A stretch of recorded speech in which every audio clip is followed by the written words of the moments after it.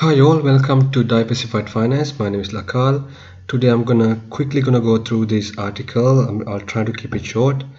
And the heading is Mortgage Brokers Reveal the Surprise Reason Loans Are Rejected. One would be a property investor got the shock of her life when she had her $735,000 loan pre-approval slashed to $500,000 despite getting a promotion with more money. Okay, imagine scoring a promotion with more money coming in only for the bank to decide you were worth $235,000 less. That is what happened to 30-year-old professional Shruti Chaturvedi, who was on the wrong side of the lending crackdown on property investors. At the beginning of this year, I was planning to buy an investment property, Ms. Chaturvedi said. My broker got me a pre-approval of $735,000 at the time. I did not move ahead and the offer expired. When I reapplied, I was shocked to discover my borrowing capacity had dropped to $500,000. So before I go through and explain about what has happened here, I just want to quickly go through one of the videos that I talked about a few months ago. I've talked about 9 reasons to believe a housing market downturn, and the second reason used to be less borrowing capacity. So, and the first one is title lending. So I'm going to talk about title lending second half of the article. So now what we're seeing right here is less borrowing capacity. Okay, so back to the article. Ms. Chaturvedi was confused. In the 6 months since her original inquiry, she had been promoted, was earning a higher salary, and in her opinion, better placed to service the debt. The broker said the bank was now very strict with credit card spending, she said.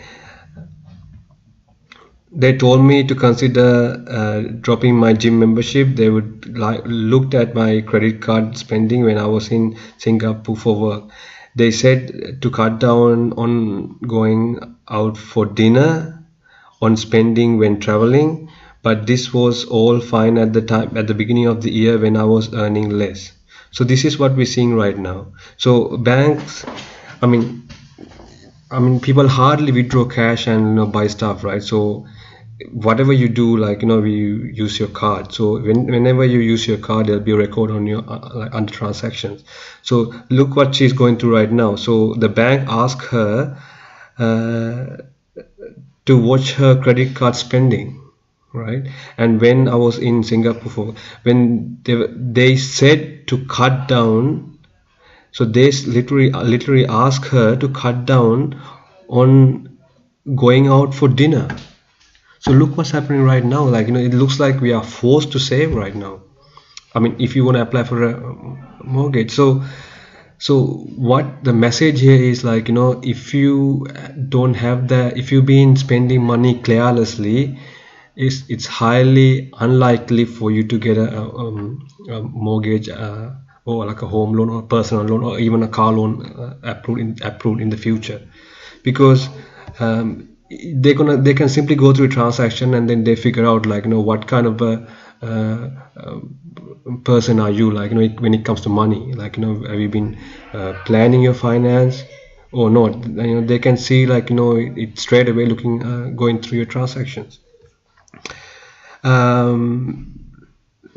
And let's continue from here. She felt violated by the bank accessing her private life, but such scrutiny on spending and lifestyle is becoming more common as lenders seek a more comprehensive understanding of a borrower's ability to serve the loan. Yeah, you cannot do anything in this instance. You cannot do anything because you are the one who went up to the bank and asked for a mortgage, right? So they can simply say, okay, because of the Royal Commission or the revelations from Royal Commission, or because of title lending, now this is what we have to go through. So they can simply go through and before they borrow money, lending $735,000 to someone is a massive amount, right? Of course they have to go through and make sure that in the future you will be able to pay it back. But when they see you going out for dinner, every now and then, or every night you're going out for dinner and spending money, they might think, okay, maybe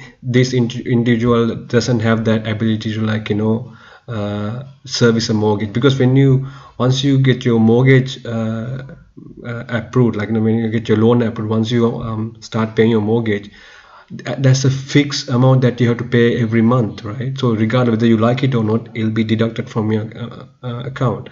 But but looking at your expenses, like, if you not very if we spending money carelessly, that could, like, give them an idea, okay, maybe even if you lend her money, she might struggle in the future because she doesn't have that ability to save up money and change her lifestyle once you started paying off your mortgage. So this is what probably the bank is worried. Okay, so let's continue. Investment property loans. Experts expect to see more rejections, and new data from mortgage platform hashing revealed 41% mortgage brokers believe more than a quarter of borrowers who secured a loan last year would not be able to be successful today. So this is exactly what we talked about, like, a few months ago. That it's totally about less borrowing capacity. So for example, like, let's go back up here. So say, for example, she already agreed, or maybe she looked at few properties and then she found out, like, property which is the value of the property is $735,000, and now her offer expired, so she reapplied and now she got only $500,000. So now if she really want to go and buy that property for $735,000, she has to come up with $235,000, like, cash. Like, if you have $235,000 cash sitting on your account, of course she would be able to, but that's highly unlikely, right? As someone has, like, that much of money sitting in their account. So what happens here, like, either, say, for example, okay, let's say hindsight, okay, let's just go 50-50. Let's say she has been saving, like, for the past 10 years or so, and she has like 100,000 saved. So add that to $500,000, and then now she has $600,000, but still she won't be able to buy this property. So either she could probably go up to the seller and say, okay, bank won't lend me enough money to buy this property, like, but the maximum I can come up with is 600,000. So if you're happy for it, you can sell it. I can buy it for 600,000, or you probably have to find another buyer. So, like, from seller's perspective, like, seller might think, okay, of course, if you're still greedy, like, if you greedy enough to, like, hold on to and find out that nobody will able to buy this property for 735,000, you can hold on, like, but if I was in this scenario, looking at this market condition, I would even sell it for like $135,000 less, because I know if I wait for, like, maybe a year or a couple of years or 6 months or a year or more than that, I wouldn't be able to even sell it for $600,000, looking at what we're seeing right now. So either seller has to, like, sell it for less price, meaning the housing market has to come down. So this is one scenario that we can look at, and we can look at the overall picture of the housing market. And as we've seen here, 41% of mortgage brokers believe more than a quarter of borrowers who secured a loan last year would not be able to successful today. So meaning, like, less borrowing capacity, meaning, like, people won't be able to, like, borrow as much as they used to borrow back in the day. So either sellers probably have to sell it for less, or they have to wait for a buyer who would be able to, like, afford it. Okay, so although every applicant situation is unique, I've seen 5 things that raise red flags for lenders, he said. Unusual or spontaneous spending. So yeah, so if they can simply go through a transaction, and then if they see, like, you've been spending money carelessly, right? You don't save enough money, like, say, like, your monthly salary is, say it's $5,000 a month, right? And if you every month, like, you spend $4,500, or maybe if you spend, like, 4,000 out of 500,000. That's not looking good, right? Because when you have a mortgage, you have to, like, change your lifestyle. You cannot just keep on going out, like, spending money as you wish. You have to, like, start saving money, because now you are commit to, like, pay a fixed amount of your salary for the next 30 years. It's not just for a year or two. For not the next 30 years, you borrow money for 30 years, right?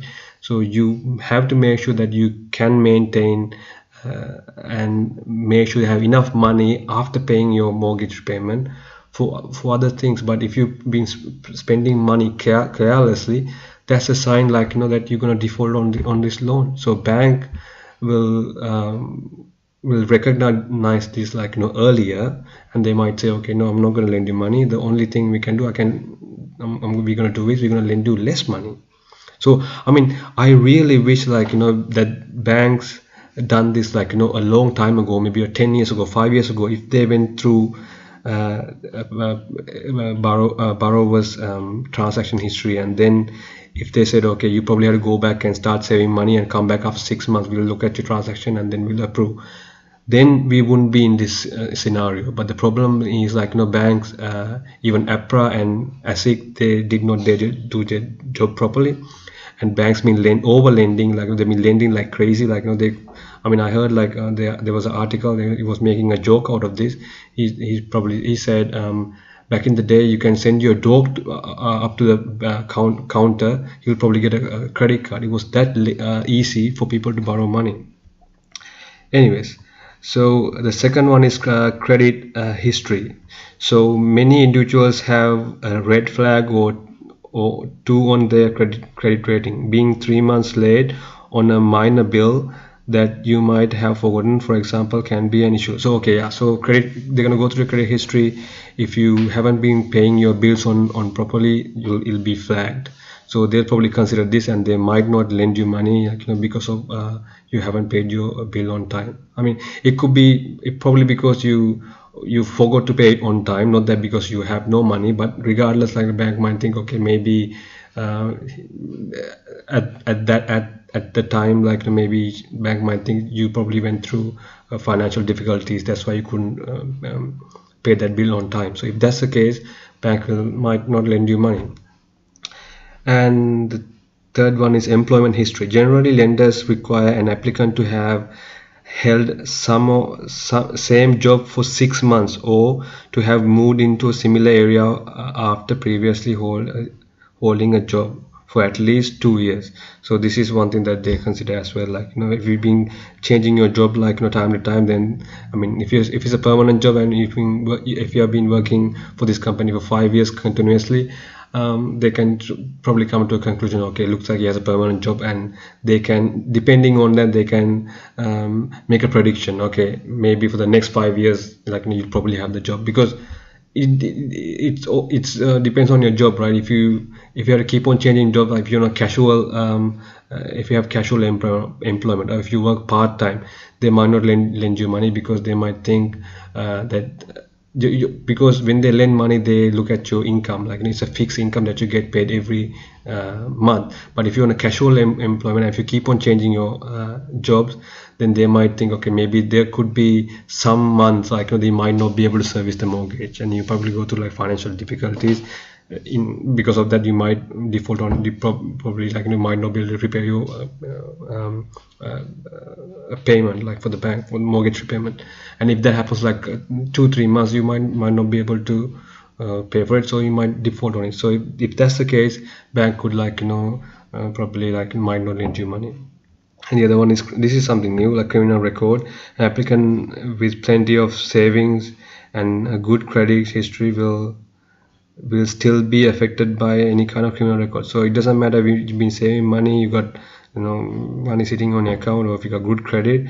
But if it's a criminal record, so this is something new that I can't remember seeing something like this that could affect a criminal record could affect your borrowing capacity. So this is something new. So this is something that we need to consider as well. So you got to be you have to behave, right? You just can't just even see the criminal records. If you caught for drink driving. This could be, then it doesn't matter whether you've been saving a lot of money or have good credit. If you have a criminal record, so drink driving is considered as a criminal record. So if that's the case, you might not be able to borrow money. So this is, I mean, end of the day, like, we can understand all this, like this, they check things like this, they go through every transaction, and what will happen, like, borrowing capacity is less, and there'll be less borrowers. Like, see, now people who had like criminal records, like, back in the day, they probably had enough they could have borrowed money easily, but right now it's not going to happen. Okay, the last one is half truths.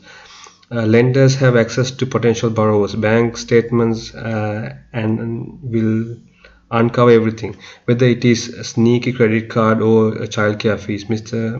Mikey said, if the lender picks up on expenses that you are not accounted for, it can reject the application on basis of non-disclosure. Okay, yeah. So meaning you have to when you fill the application, you have to put down all your expenses, right? You can't just go say, oh, I don't have say if you have a credit card, with another institution, say you get paid when you get your salary, goes to your Commonwealth Bank, right? And then you applied for a credit card with, say, NZ. So when you apply for your mortgage application, if you're not going to mention I have a credit card with NZ, right, and thinking that they're not going to find out, and when they go through your application, when they find out, okay, looks like you did not disclose that you have a credit card with another institution, that's it, they won't lend you money, like they'll probably reject your application. So it's really obvious, like, that bank, almost all the banks going to go through your spending habits and make sure that you would be able to, like, service your loan in the future. So what it does is, like, the borrowing, see, as we can see here, like, this is a really good example that your borrowing capacity has been reduced, right? From here, like, it's reduced from 735,000 to 500,000. So less borrowing capacity, which we talk about. And then title lending. So this is what we talked, like, second half of the article. Title lending. So it's not easy, like, look, it looks like if you have a criminal record, you won't be able to borrow money. So the title lending, we can see how tight it is, really tight. They even go through a transaction one by one, and just to understand what kind of person you are, how good you are with money or not, right? If you just spending money carelessly, I mean, most people are like that, right? When you get paid, like, we just want to spend it, like, I mean, we don't want to, I mean, highly likely you'll see people, like, do a budget, and then they have, like, plans for the next say couple of years, like, you'll hardly see people like that. I mean, they go through a budget and then save money for the future. Like, you get paid $5,000 per month, and then you want to spend, like, all of it, like, the next day. That's the human nature. So so if the bank realize, like, you have that kind of spending pattern, it's highly unlikely, like, for you to get a loan approved. So that's the first one right here, which is title lending. So less borrowing capacity, obvious, like, so title. So I mean, one thing is obvious, right? So title lending and less borrowing capacity. So meaning when you're trying to say if you're a seller, like, you have auction and you want to sell a house, because of title lending, there'll be less buyers. So for example, in 2016, you probably had, like, say, for example, as a percentage, say you had 100 buyers. So right now you'll probably see 60% of that, maybe, like, 40% 40% of their application probably got rejected. Because of that, instead of, like, you'll see 100 buyers on the day, on the auction day, you might see only 60 buyers, right? So if that's the case, that means, like, there's less buyers. Even though there's buyers, say there's 60 buyers at the door, like, trying to bid for your house.